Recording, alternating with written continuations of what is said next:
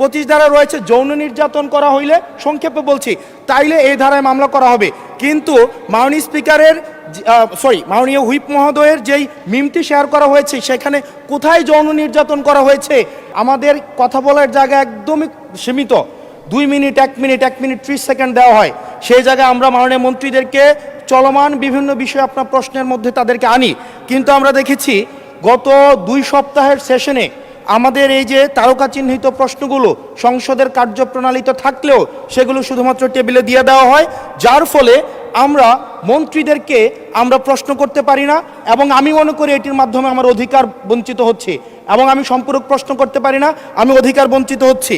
যেমন চলমান ঘটনায় যেটি গুরুত্বপূর্ণ, আমরা কল্পনাও করতে পারি নাই একটা নির্বাচনের পরে কার্টুন শেয়ার দেওয়ার জন্য হাসান ইনামকে গ্রেফতার করা হবে। মাননীয় স্পিকার, আমরা হাসিনার আমলে দেখেছি কটূক্তি করার জন্য গ্রেফতার করা হয়, কার্টুন শেয়ার করার কারণে। আমাদের চিফ হুইপ মহোদয় আমাদেরকে ইনভাইট করেছিলেন এই সংসদে, যে উনি বলেছিলেন তিমির এবং হাঙ্গর, এটা স্যাটায়ার করে বলেছিলেন, এটা আমরাও বুঝেছি, এটা উনিও বুঝেছেন।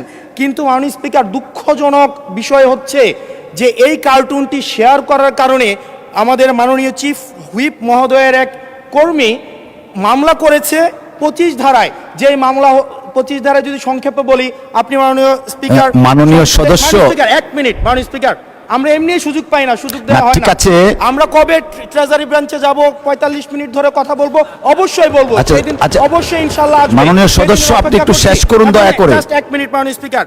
25 ধারায় রয়েছে, যে বিধিতে মামলা হয়েছে 25 ধারায় রয়েছে যৌন নির্যাতন করা হইলে, সংক্ষেপে বলছি, তাইলে এই ধারায় মামলা করা হবে।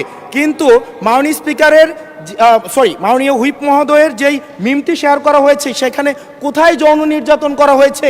এখানে একটা মিম শেয়ার দেওয়া হয়েছে, যেখানে দেওয়া হয়েছে তিমি মাছ সবাইকে সার্ভ করা হচ্ছে, এবং এই ধরনের মামলায় আমাদের এই অভ্যুত্থান পরবর্তী সময়ে বিরোধী দল মতকে দমন নিপীড়নের জন্য গ্রেফতার করা হচ্ছে, এবং জামিনও দেওয়া হচ্ছে না।